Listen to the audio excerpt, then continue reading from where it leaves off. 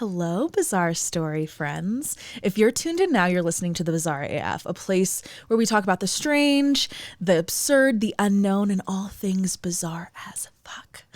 I'm Alesha, your host for this episode. As always, we ask that you keep an open mind, keep a skeptical ear, but keep on listening to the facts as we take you on our newest journey, the Woman of Seven Faces.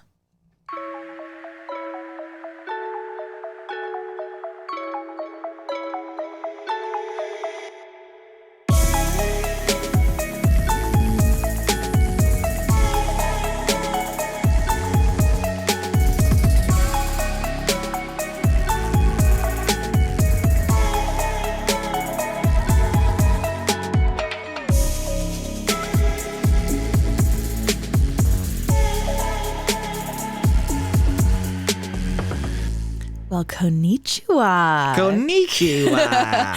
Oh, Kevin, my co-host with the most. How are you, Boo? I'm doing good. You said Japanese. I did.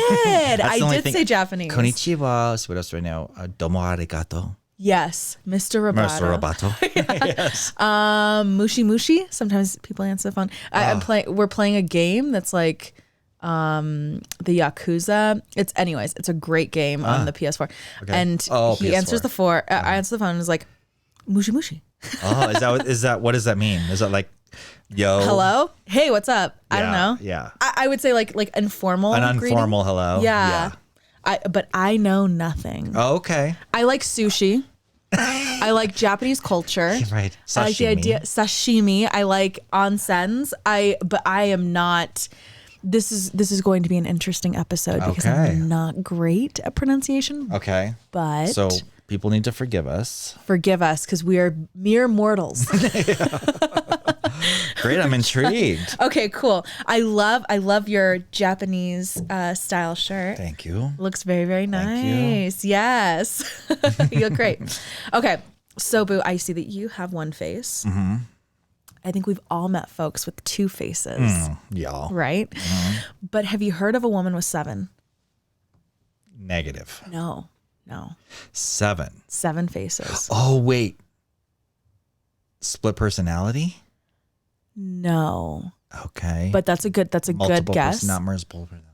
Okay. Maybe she could have been, but I don't think that she espoused to have 7 personalities. Oh, okay. Just okay. 7 faces. Wow. Okay. Yeah. You got me. Okay. So our story starts in 1982 in Japan, and more specifically Matsuyama City. Have you heard at all of the cabaret culture in Japan? Does it have anything to do with the sugar? I can't think of the word. That was really cute, sugar. The girls, women in the white faces. Geishas. Geishas. Thank you. Actually, you're onto something. It's very similar to that. Okay. So it really kind of bears like the cabaret culture and that the whole thing in Japan really bears some digging into because it's so different from what we know of clubs or cabarets here to be. So like clubs here, it's like dancing, or like cabaret, like you might see someone singing, dancing on stage, blah, blah, blah. I'm going to try, like I said before, to pronounce these Japanese names. Yeah. I have consulted some friends who lived in Japan. Mm-hmm. I tried to phonetically spell it out on my notes. Because they tell you how it sounds.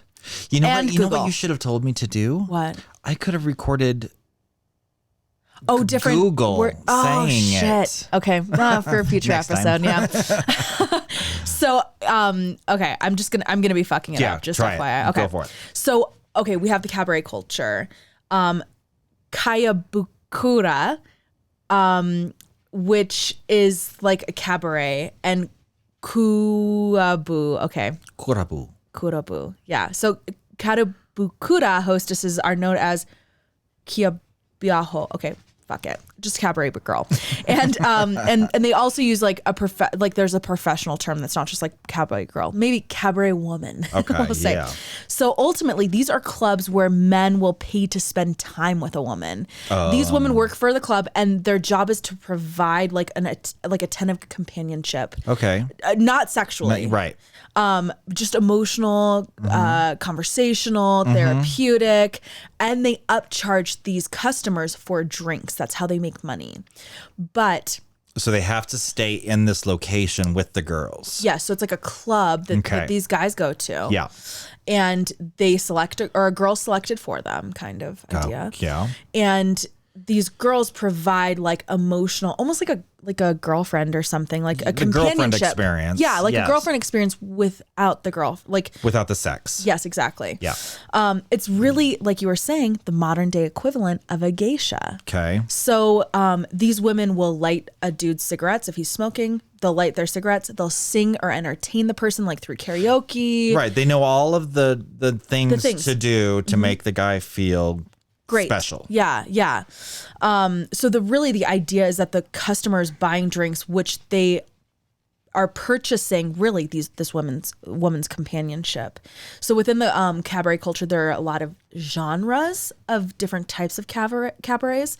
So we'll talk a little bit about a few of them, but you name it, there's a fucking genre for it. Okay. Like, oh, you want a princess club, like cabaret, like whatever. You can go and find a princess, like specifically princess one.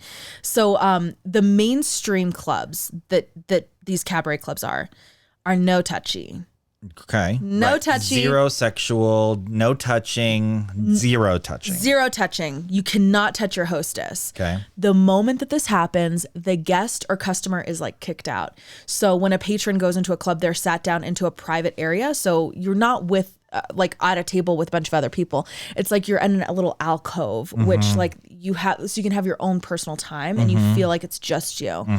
And the club itself actually selects a hostess that'll be the best for them, like emotionally, like a good, matchup. So, okay, you want someone who's gonna like have a good party. Like I'm assuming vibe. you could probably request the one you like. You could request the one that you like. Not necessary that you're going to get it unless you're a consistent, customer. Yes. However, like you'll be like, okay, what are you in the mood for? Oh, I've had like a really bad day. I want a party girl. Or like, oh, I just want someone who's like pretending like they're in love with me. Like I want to, like you can choose your adventure kind of thing. Yes. And they provides it. So like I said, there are clubs like this for everything. For instance, a snack bar. So the snack bar is, or they call them snacks for short. It's a kind of hostess bar that serves alcohol for sure, and it employs female staff who are paid to serve and flirt with the male customers. They do not necessarily charge an entry fee, and they often don't have like set menus on or set prices on their menu, so it's kind of negotiable. Or like the girl will tell them how much it is, so they'll be able to upcharge or whatever. So there's like a base fee to do the experience. Typically for clubs, yeah. And then the girls will ultimately try to upsell to buy some product, whatever or like, that may be. Like bottle service, yes. or, this kind of specific drink or whatever. Yeah. Like they have like champagne, like, or like shots and stuff like that. Okay. So, so they usually like either have an arbitrary charge or they charge a set hourly fee plus that bottle charge. So like, okay, so you're coming in, you're paying an hourly fee and you have to buy a bottle of something. Okay. And so the customers would purchase that in their own name and it's kept for like future visits, like some kind of like weird rule that they have. Okay. Now we have a red light version of it, right? Okay, now we have a sex version. Yes. So they're allowed to, sexual version. Guests are allowed to touch their hostess above the waist. Okay. And they can talk about kissing. Talk about kissing. Yeah, not necessarily kissing. So they can touch with their hands, not with their mouth. Yes. Gotcha. Now these kinds of clubs exist. Like I said, there's a pick your own points and kind of club for everyone. These are not the norm. The norm is more of the emotional, like, the no touchy. Mm-hmm. Yeah. Yeah. And so there's a female version. There's also a male version called host clubs. So it's really the male equivalent. So the first time I actually ever heard of a host club was in this documentary called The Great Happiness Space, which I will have in our show notes. It's linked in our show notes. So you can go on thebizarreaf.com to check it out. It's free on YouTube. And it really follows a host club and the hosts involved. So they mainly cater to women. But again, there's something for everyone. And, gay host clubs exist and the same rules apply to them. So really these men are kind of like selling the idea of a boyfriend to women or to men who are searching for that. This is the emotional experience. Yeah.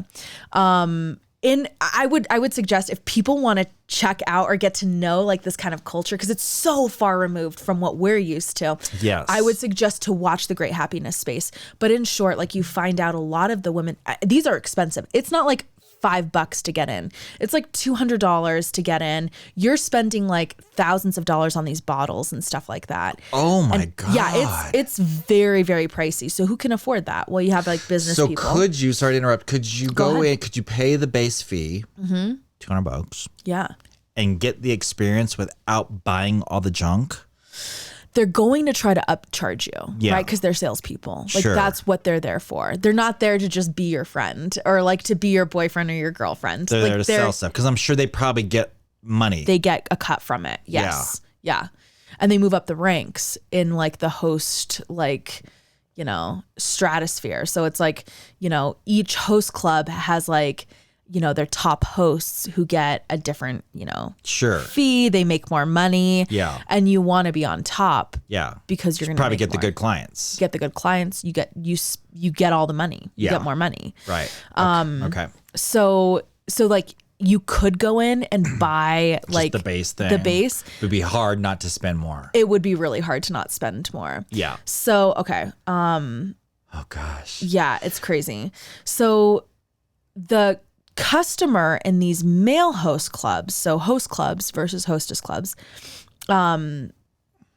the customer actually chooses the host, so they can choose which man they're wanting.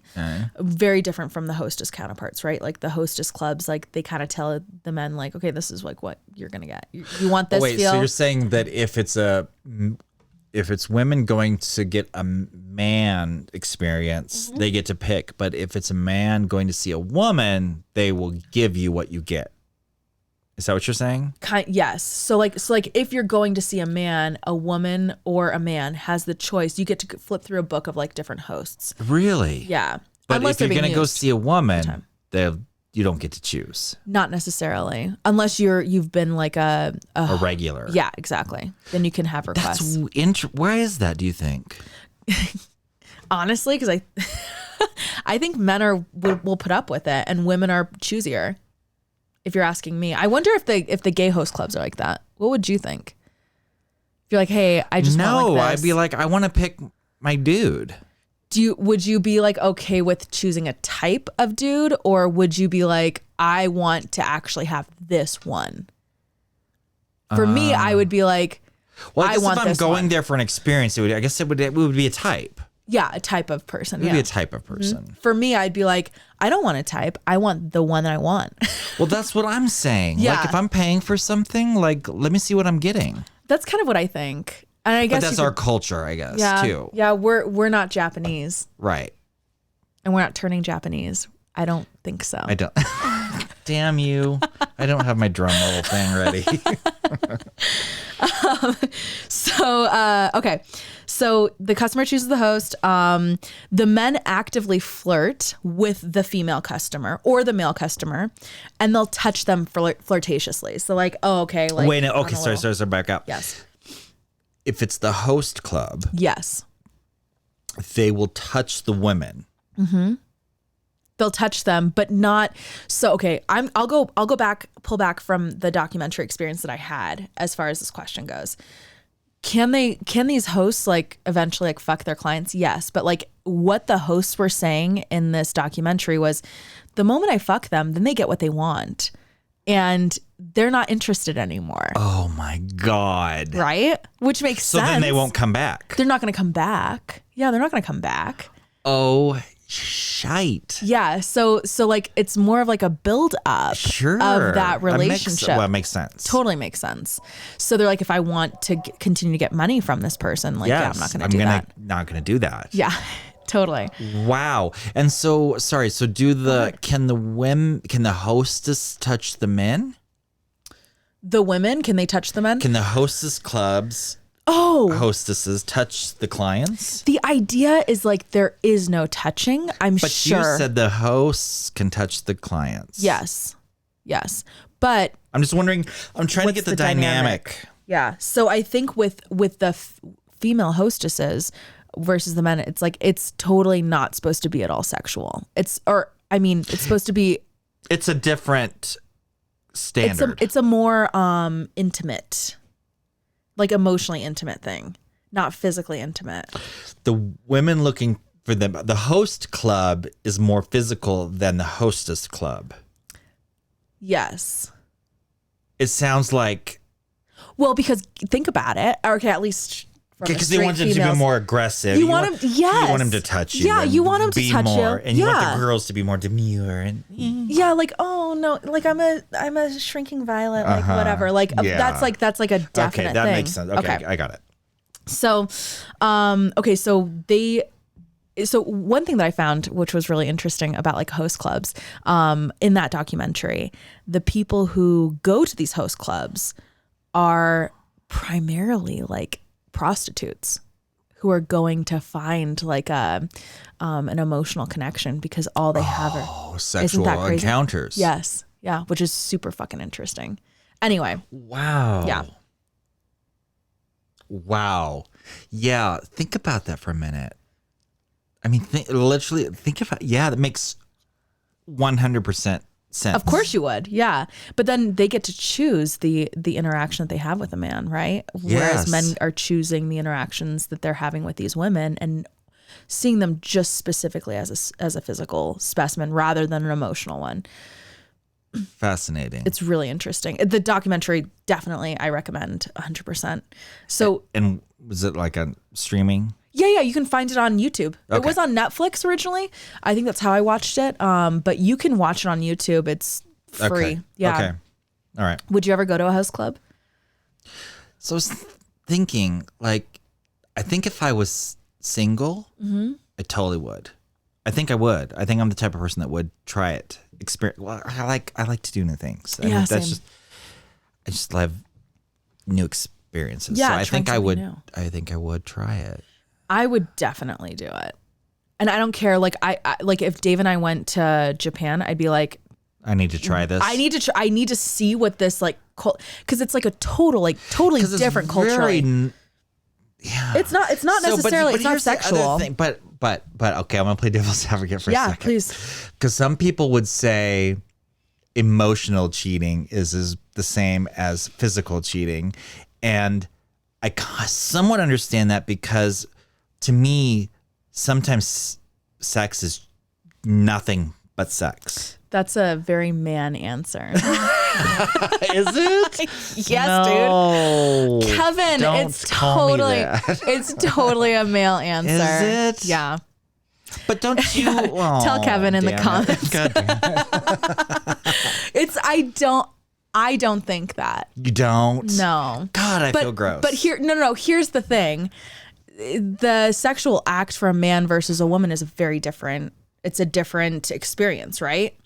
Like typically men can be the ones who are doing the penetration and like the person who's receiving the penetration can this is like no, it's okay. I hope none of my family's listening we should put a little warning on this. Yeah.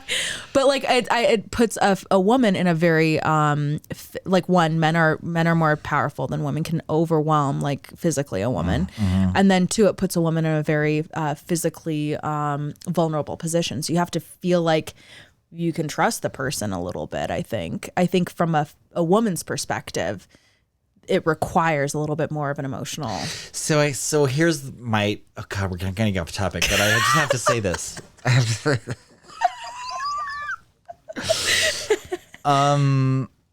God damn Please it. do. Okay. So I don't know a woman's perspective. My culture Yes. is very sex is sex. Yes. And Male culture is very sex. okay, maybe okay. I'll go with that. I get that. And so then when you have male to male, Sure. then it really is just sex is sex, right? Yes. 100%. And I think that's my perspective. But I think can you have two consenting people of opposite sex just saying sex is sex. It doesn't have to be emotional. No, it doesn't. It doesn't necessarily have to be an emotional thing. And I think that's just my point. That was just my point, is that I think some people could say, if you went to this club and you had this intimate emotional experience with Ralph, right. Yeah. that's kind of cheaty.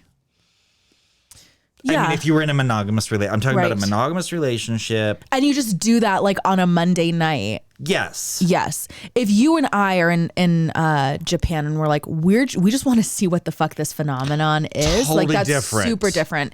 I feel like that like could be a similar argument might be like a strip club.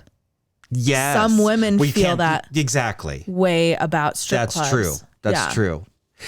That's true. Yeah. You're right. And the other thing I have to remember is that, again, we're talking a different culture. So different. The Japanese culture is very, very different than the American culture. It's really different. Then you also have like it's a huge city, right? Like you have these huge, massive cities where you're just like another ant, you know, Yeah. like walking around. You don't feel very special. Like, and there are like some really strict social rules. Like you can't. It's hard. Maybe it's hard to find a girlfriend or a boyfriend or whatever, and so you Yeah. can't have these emotional connections, or you're just wanting to try it out. Like it's kind of like an emotional prostitute. Yeah. Yeah. Yeah. That's why that's why I feel like it would be fascinating. That's why I'd want to try it out, but I'd be worried Roy would feel like that. You're cheating. Again, because that emotional thing, I really do feel like he would feel that way. And so I obviously have to respect that, but I just think it'd be fascinating. Yeah, I'd be like, I just want to experience all the things and like see what that's like. Like that's fucking crazy. Right. Wow. Okay, I mean- sorry to go on that tangent, but it's just fascinating. Super fascinating. Yeah. So, you know, as far as these clubs go, they are pretty regulated. And there are workers' unions.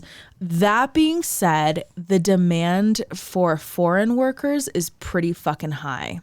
And Foreign workers, meaning working the host or the hostess clubs, but not Japanese. not Japanese. Yeah. So like you'll have like an Australian host or hostess. And that demand is high. Yeah, definitely. Okay. So you'll have these people who will come in illegally to work in Japan. You have a nice looking face, or you have an accent. People are willing to pay, you know, $20, the equivalent of $20 to buy a fucking alcoholic beverage. It's really just juice for you. Cool, you're in. Like there, it's not like there's a huge audition process or interview process Sure. for these clubs. It's like, are you You look attractive? good, you can talk. Yeah. Great.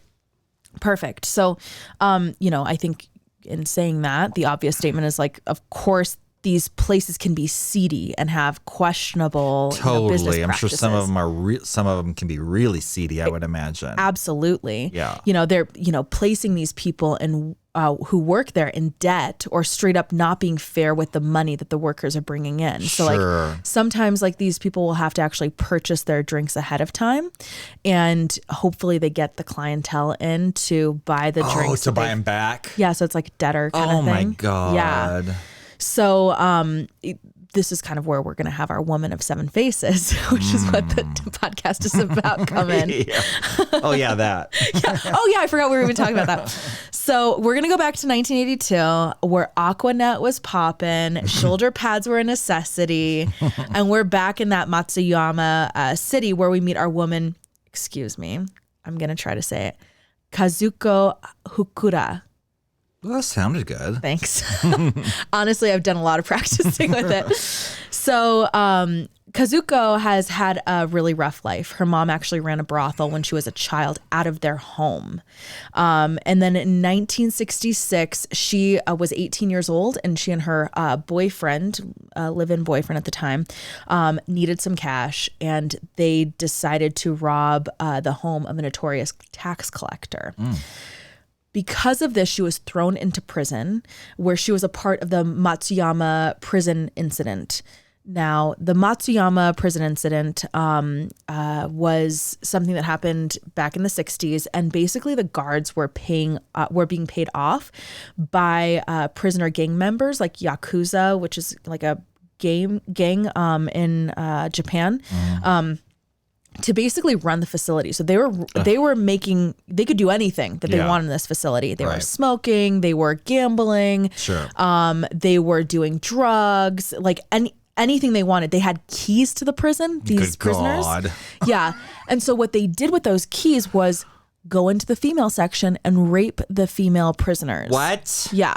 So these gang members had run and they did that. And it was later looked into, tried, but there was a statute of limitations ran out, and those who were responsible for this were unable to be charged. So yeah, Kazuko is one of those female prisoners that were raped. Good unfortunately. God.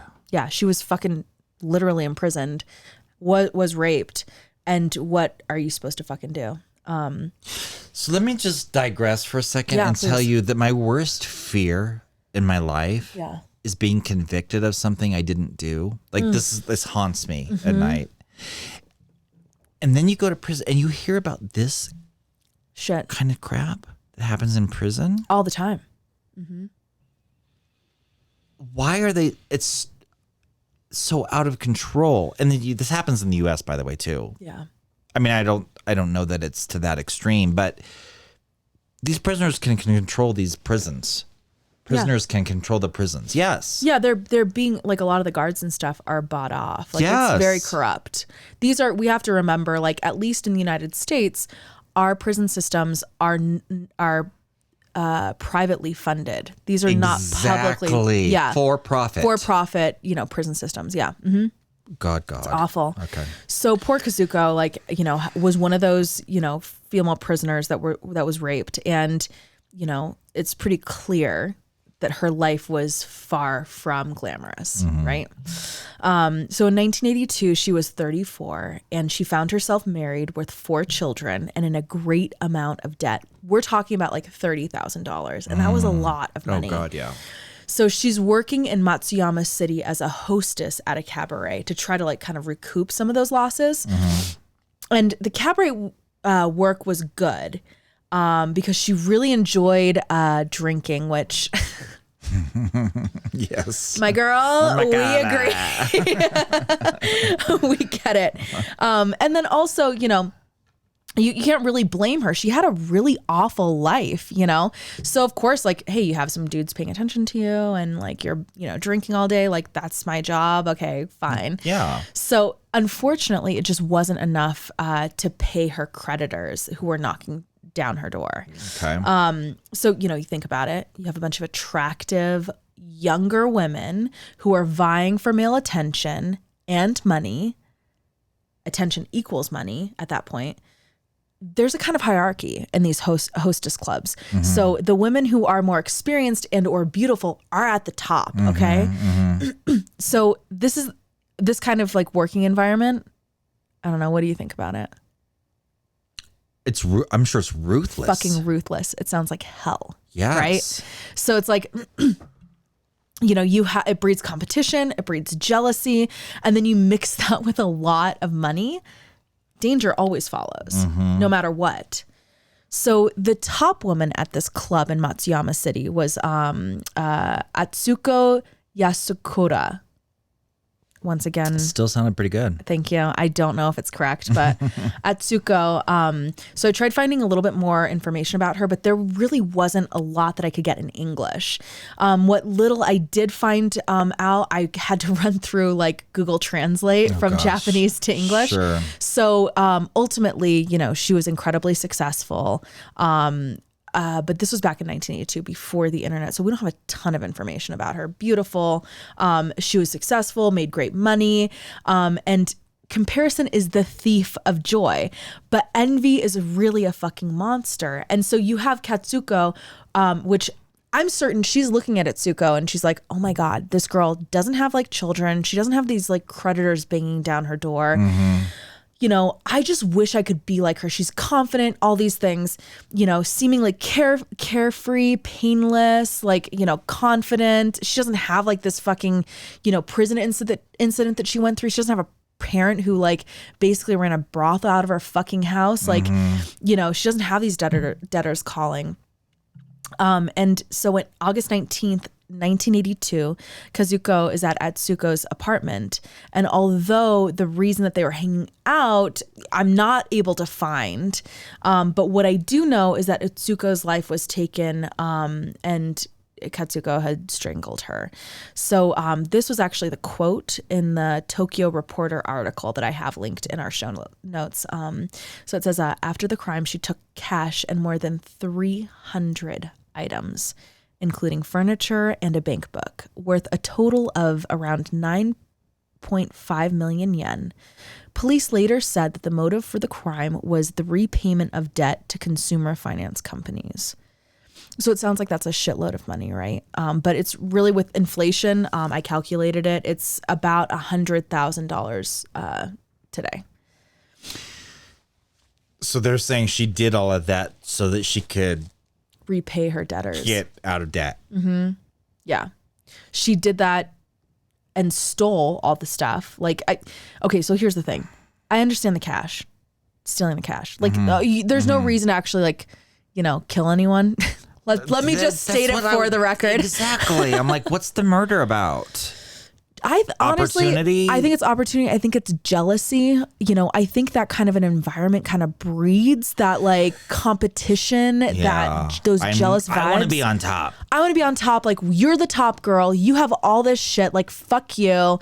My life has been shit. And like, it, rather than understanding the other person as a real human being, you just start to see them as almost an enemy. Like, this person has been given everything. I've been given nothing. What does she have that I don't have? Fuck her. I'm going to take what she has, by brute force, clearly strangling. So like, I understand the cash. I understand stealing the cash, right? That's easy to steal. But how fucking much time was she in Natsuko's like apartment to take all that stuff? Stealing furniture? I'm like, yeah. Like, how did she do that? I don't know. I can just like imagine, like, we've all lived in like an apartment, like a big, like tall apartment complex, right? Right. Hauling those couches down the elevator. Yeah, by yourself, assuming like you're like trying to push something out and like trying to stack it up in the fucking like almost elevator. Looks like a comedy in my mind. A total comedy. Yeah. Like the gall to steal furniture and stuff. Cash, get it quick. Jewelry, okay, fine. Fine, fast. But furniture? Wow. Good God, like, single-handedly like pulling a sofa down like through an apartment doorway. Like, that's always a bitch anyway. Unbelievable. Unbelievable. How do you do that alone? You can't. Okay. That's the key. She wasn't alone. I don't think she was. There was no frickin' way. I don't think so. And she wasn't. Her husband. She tells her husband to help her, and he's like, "Oh, you need to surrender to the police," and she's like, "Yeah, no, fuck that. I'm not gonna do that. I've already gotten this far. I've stolen all this shit. Like, I'm not gonna do it." So he's like, "You need to help me bury Atsuko's body in the mountains of Matsuyama," and he does it. God. Yeah. So investigators. Sorry, stop. Go ahead. Pause. Yes. So, Dave. My Dave. Yeah. comes home one day Yes. and he's like, I wanna answer hey, I was at the gym Yeah. Okay. and I saw the perfect opportunity to kill this dude. And I got all this money. And I now need you to help me take him up to Pikes Peak and bury his body. What runs through your head? It's never gonna work. You got to go. Something's got to go because this shit is not gonna fucking work. No, I think honestly the first thing that comes through my head is like, we're gonna get caught. Like, you've already killed someone. That's the first thing that I think of. We've got to nip this in the bud. Yeah, like I love you. We got to, With we got to peace and sort, love. we got to sort this out, boo. We can't. Like, there's some like inner workings that I clearly don't understand about you that are now coming to the surface, and I don't have the capabilities to deal with it. Exactly. I love you. Right. What I thought was you. Right. But now you killed someone. Right. Like, were they a piece of shit? Was it like a child predator or something? Yeah. Then, Okay. like, There. Yeah. Now. Okay. Let's do that scenario. Hey, I just killed a child predator, and Okay. we gotta help. You gotta help me bury his body. well, now we have this like on. Now you have a moral dilemma. Now we have a moral dilemma, and we have something we're posting to the internet that I don't want to be used against you in a court of law. Exactly. No, this is not future telling. No, it's not. I would say that there are some things that are unforgivable, and when people like go down that route, this is the moral dilemma that Yes. happens. That comes often. Like we were talking in a previous episode, we were talking about an awful person named Clyde. yes, who did everything bad. Or Hilda's mother. Yes. Yes, there are some things where you're like, you are awful and you need to be gone. Mm-hmm. I know. I don't want to make that call. If someone else makes it, then that's their choice. Right, exactly. That's your choice, Dave. Yeah, Dave, you already did it. Like, okay, that's fine. Roy, you did it. Okay, like, but like, I don't know. What would you do? Would you? God, I can't answer it. Yeah. That's why I'm asking you. Yeah. Because I can't answer it, I guess, until I was in the situation, but I feel like if I were answering it today, I couldn't deal with it. Like we've got to sort it out. Like I can't accomplish you. I think just from a logistics perspective, like we have cameras everywhere. We're gonna get caught. That's the thing. Like we've got to deal with it now because we're gonna get caught. Yeah. There's no hiding it. Like you have like cell phone data that like pings, and I'm fucking addicted to my cell phone. Which I'm surprised in Japan, they're all about. This is 1982. It's in 82. Yeah. So she's totally gonna get away with it. Well, maybe not. I mean, they don't have electronics are a lot more expensive in 1982 than they are today. Like now it's like everyone has a Ring doorbell, like camera, right? And her husband's like, I'm doing it. He's like, I have no other choice. I'm going to go help you hide this body. Yeah. God. Yeah. Well, I mean, come on. She was like $30,000 in debt, right? She was $30,000 in debt, and she had like expensive tastes. Now, was she in debt while she was married to this guy? Mm-hmm. So they're both in debt. Yep. Yeah. And I wonder how much she's like, we need to get this. And like, he probably could have been like, yeah, that's not a necessity. Like for me, do I love the glamorous life? I do.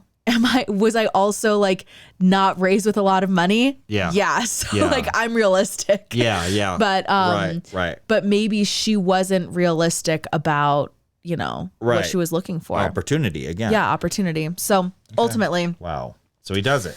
He does it. Yeah. So he asks that she surrender to the police, and yeah, they bury the body in the mountains. Investigators are starting to look around and ask about Katsuko, or looking at Kazuko, and she chooses to flee and takes that stolen 600,000 yen with her. Okay. Wait, she just pieces out. So she's like, hey, husband. Yes. Killed this person, gotta help me. He's like, you need to go turn yourself in. Yeah. She's like, I'm not doing that, but he helps her bury the body anyway. Yeah, and she's like, but deuces. then she's like, peace out. Yeah, she's like, deuces, take care of our fucking kids. I'm out. Thanks for the help. Thanks for the help. Bye. Thanks for help. Bye. I'm gonna live my fucking best life. Yeah. Oh my God. Yeah. So her husband's like charged with abandoning a corpse. Which so how did they find? Oh, they found the body, and how they tie back to him? I think that he went in and was like, "Hey, this is what happened," and so he was charged with abandoning a corpse, and she was nowhere to be found. He didn't know where she was. Abuse of a corpse. That's a thing. That's right. Abuse of a corpse. That's right. Thing. That is a thing. Yeah. Oh my God. So she flees to, once again, Kanzawa City, which is about 385 miles away. So what can she do? What kind of like work does she have a background in? Host clubs. Okay. Mm-hmm. Hostess clubs. Mm-hmm. These hostess clubs are saying that she is too old. Now what? What other kind of skill set does she have? Yeah. Prostitute? Nothing. So she goes and gets plastic surgery on her nose and her eyes at a hospital in Tokyo. Because she got the money. She got the money. She got the moolah. So, and in turn, it allows her to get a job at a snack bar, which we were talking about before. Okay, so it's a hostess bar, but it's a snack bar. Yeah, it's this snack bar, which is like where they have to buy like a bottle that's kept there, and like there are no set like prices. So like the hostesses are the ones who are like upcharging and stuff. Okay. So she actually meets a customer who she moves in with, and he owns a sweet shop in that town. She starts working at the shop, and she fucking kills it because she's a salesperson. Like she knows how to kill it. And it at that time, like the sales and candies and stuff, like she's doing so well that she can call back to her 18-year-old son and ask him to come back, because she had 4 kids, right, with her husband. Okay. And so she could ask her 18-year-old son to come and work with her. And this is in 1986, so 4 years after she had left and had killed, Atsuko. So I'm assuming that he didn't tell them that she killed her. Her boyfriend? Right. Yeah, she didn't say anything about the boyfriend. Or she didn't tell the boyfriend that she had killed him. Her husband, who got charged with the corpse problem, didn't tell them that his wife killed her. Atsuko? No, he told the police that, so they know that she was the murderer. Yes. So how come they're not getting her? They're trying to find her. Oh, they can't find her. They can't find her. Now she had just gotten plastic surgery, so she looks different. So now she looks totally different. Yeah. Gotcha. So, and she's not using like her actual name. She's using assumed names at these places. Okay. Okay, got it. So now she's working at the sweet shop, and her 18-year-old son is working there. Okay. In 1986, and the boyfriend sees these sales, and he really likes, he likes her. He likes Katsuko, and so he proposes to her. And at this point is where the nationwide posters of her face are all over. Old face are all over Japan. Okay. And she's, her getting engaged or married to a longtime successful business owner, that'll create some, some movements, news. Like people are going to recognize her. So she's not down for that kind of press. And also, a relative of her boyfriend mentions he sees this like wanted poster and is like, hey, that looks like her. That looks a lot like the woman that you're wanting to marry. Oh, shitfire. Yeah. So February 12th, 1988, our girl gets a tip that the Popo are closing in. And so she flees. Damn. Flea number 2. Flea number 2 on a fucking bicycle. What? A bicycle. A bicycle, okay? Can we just reflect on this? Girl got to get out now. She has to get out now. Where? Oh, I don't have a car? Okay, where? I need that fucking bike. Give me that bike. I'm going to ride that bike like a motherfucker. Oh my I'm just like wondering, like she's had her plastic surgery, like this glamorous woman or whatever. Riding a bike. She's like, like from The Wizard of Oz. Exactly. That's exactly what I think of. So she is fucking fleeing on a bicycle. She goes another 145 miles. Now, I don't think she was biking On a bike. that whole time, but like, just the fact that she left the town on a fucking bike is hilarious. Yeah. So, 145 miles, and I do want to think that she's kind of on a bicycle, Dumb and Dumber style, like Dumb and Dumber, and they're like, anyway, she starts to work at a love hotel. A love hotel is synonymous with a brothel. So like, okay, so this is a sex hotel. It's a sex hotel. Yeah. So her past again starts catching up with her.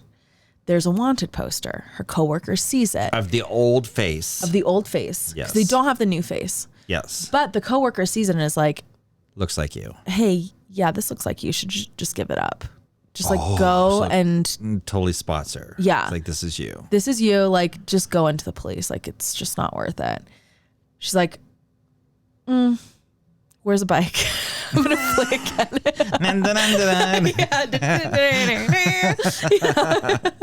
So she actually doesn't fly on a bike, but that would be really funny if she did. Instead, she actually goes to another love hotel in the same city, but they require a thumbprint and pictures in order for the job to start. Okay. She pieces the fuck out of that city. And she's like, no, thank you. May 13th, 1988. And at this point, she can't get a job as a hostess anymore, So she takes another job at a brothel in Osaka City just 4 years later. So meanwhile, there is a statute of limitations on murder in Japan. Really? Yeah. 15 years, okay? Really? So she's just gotta evade. She's gotta get on her bike for 15 years. She has to just pedal her She gotta fucking... pedal around Japan for 15 years. Yeah. Okay. Just pedal around, okay? Yeah. Living the fucking life. She has like a wicker basket, everything, yeah. But so these 15 years, she's getting really good at evading police, which is really making them fucking sweat. Right? Yeah. We're closing in on the 15 years. It's fucking rapidly approaching. And they haven't been able to catch her. These wanted posters are not working. They're getting tips in areas, but by the time they go to these places, she's already gone. And her face is different because she keeps on getting like this like plastic surgery. Yeah. Oh my God. So they're trying to devise like a new plan to catch her in that final year before the statute of limitations. Okay, now they're on out. year 14. We're on year 14. Yep. Once 15 happens, she's a free woman. Damn. Yeah. So don't the murderers of the world wish that was everywhere? Mm-hmm. What a dumb rule. Yeah, not the rule here. That's for sure. No. Yeah. Yeah, there is no statute of limitations. No. So like, how the fuck can we get people to start looking for her more? Because we, like, if there's a time to push, it's now. We have the final year. We're gonna try to put as much as we can. They have her old pressure. face. Do you think they knew she had a new face? I think that they knew that she had that she looked different. So they're like, well, fuck, that adds another like complication to it. We can't just use this old picture and just assume that that's exactly what she looks like. Yeah, exactly. So they have like, descriptions of like what she looks like. But once again, it's like,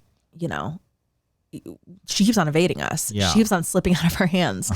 So they have a 1 million yen reward for information leading to her capture. Okay. And they issued a telephone card with her photo on it. What's a telephone card? I was gonna have you tell us what a telephone card is, but I'll tell it. Are you talking about those cards prepaid things where you could get on a phone and pay phone and make a phone call? Yes. Wait. So first of all, what's 1 million yen?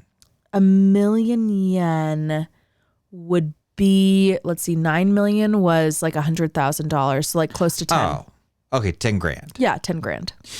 So they're giving 10 grand. And what's the phone card thing? So they had like a picture of her.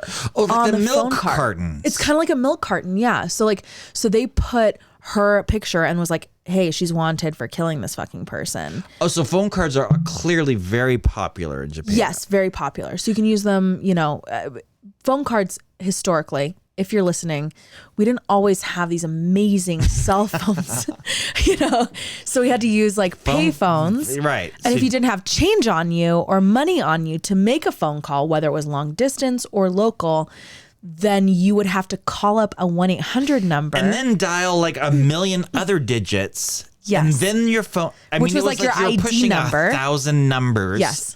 To make a phone call. Yep, just to make one phone call. Like so you could like pre-charge like these cards up for like minutes that you're buying, and you'd have to put in like a passcode, and then you dial another number. Ridiculous. So stupid. Not a thing anymore, but it was a huge thing. Yeah. Okay, so clearly Japan is a thing. Milk cartons in the U.S., phone cards in Japan. Yeah. Picture on the phone card. So we have they're throwing everything at the wall, right? Seeing what will stick. Seeing what sticks. Yeah. So in July of 1997, a customer of a hot pot restaurant, which a hot pot restaurant in Japan is like where you kind of like cook your own food in like this really delicious broth. Oh, I love that stuff. Yeah. Roy hates it. He hates going to a restaurant and having to cook his own food. He gets so irritated. I can see that. I mean, he makes a really good point. I'm like, oh, this is fun. But it's like, he does make a good point. It's like, why the fuck are we making our own food? I think it's great. I know. I like it too. Like, oh, anything is fun. It's like a new experience. Right. Okay. So July of 1997, a customer of a hot pot restaurant tips off the police about Katsuko Fukuda, stating that there's another regular customer that actually resembles her. He goes to this hot pot place all the time. There's another customer who's like there as often as he is, looks just like her. This woman, her name is Yukiki Nakamura, and she was brought in for questioning after entering the restaurant. So they were like staking out this hot pot restaurant, trying to see if they could find her. Because once again, we're in the final year. Yeah. Once this year passes, yeah, she's fucking gone. Okay. Yeah. So it was. So she enters the restaurant. It was really hard for the police officers to believe that this was the same woman because she looked incredibly different. Yeah. So during the questioning, she was drinking alcohol out of a bottle. I don't know if this is like super commonplace in Japan, like interrogating a witness or like a potential. Yeah, like, hey, you want a beer? Okay, sure. And so she's just drinking. It's not very common here in the U.S. I know. Yeah. You can't even smoke. Yeah, and no, you can't. So you can't do anything. So she's answering questions and refuses to have her fingerprints taken. Okay. Wait, sorry. I got lost for just a second. Yes. Who are they talking to? This woman. A different woman. This woman. Not the woman. This woman whose name is Yukiki Nakamura, who is a hot pot restaurant customer. That another customer is like, holy shit. This looks like her. Yeah. So like, okay, the fine. Police grab her and they're like, you don't look like her. Yeah. She's changed.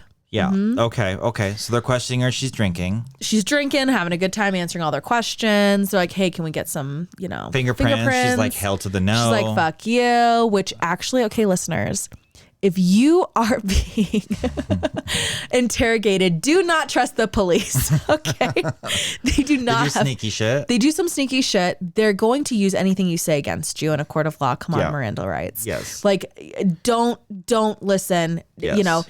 Any drinks, they're like, hey, let me have some of this drink. Fingerprints on the glass. DNA, whatever, right? Yes. Okay. Wait, so she's drinking. She's got drinking. Her fingerprints. They have her fingerprints, right? So the bottle that she's holding was fingerprinted. Yeah. They found it to be our girl. It's her? It's her. Oh, it is her. My God. I know. So she was taken into custody and charged with murder. Oh my God. 14 years on the run. That 14th year. So, okay, the trial. She's saying, okay, hey, look, I'm innocent. It was a lover's quarrel. We were lesbian lovers, and this was a crime of passion, and she just happened to be murdered. I didn't mean it, but it happened. Yeah, no, the judge had no fuck. The judge is like, fuck you, no proof. You are like clearly like man crazy. You've been married multiple times. Yeah. You've never had like a female lover. Stop with your foolishness. Yeah, you're just trying to fucking get by on one. No, we're not believing it. So at one time, she even had her son live with her under the guise of being her nephew. So it's like her husband, because she was married at this point, knew, oh yeah, the nephew's staying there. It's like, okay, you're copulating with men. Like, you have children. Like, you're fucking crazy. She evaded the police for 14 years and 11 months. This was on the 11th month that they got her? 11th month. Oh my god. Yeah. Wow. So just like so short of that statute of limitations. Wow. So, and thanks to an ever-changing face with plastic surgery, Yeah. haircuts, Yeah. and ingenuity, we're fucking running out on a fucking bike. And her bike.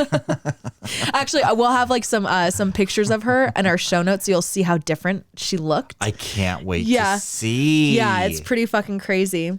So she was in prison until 2005, where she actually passed away due to a brain hemorrhage at 57. So she did actually write a book, which I was looking for. I'm like, fuck, it would be great to hear her own like, you know, thought process and stuff like that. Yeah. It's called Valley of the Tears. Did you find it? I did find it, but it's only in Japanese. There's nothing in English. Nothing translated? That's what sucks. Yeah. I would really love to because she also talks about the Matsuyama prison incident, which was a huge fucking deal of corruption in Japan. Yeah. And she was an absolute victim in it.